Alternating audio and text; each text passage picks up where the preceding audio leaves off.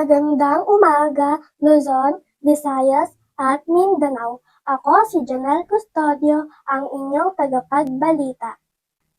11 ang sugatan sa karambola ng 3 jeep sa Quezon City. Tumagilid sa gitna ng lansangan ang isang pampasaherong jeepney matapos nitong makabanggaan ng isa pang jeep sa may Commonwealth Avenue sa Quezon City kahapon ng umaga. Mabilis namang rumisponde ang mga tauhan ng Quezon City Disaster Risk Reduction at Management Office at MMDA para asistahin ang mga nasugatang pasahero.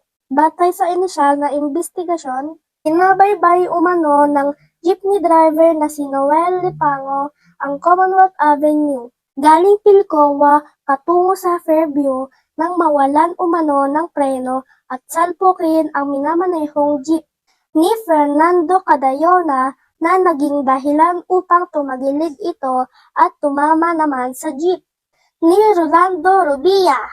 At dito nagtatapos ang aking ulat. Muli, ako ang inyong tagapagbalita, Janelle Custodio. Maraming salamat po.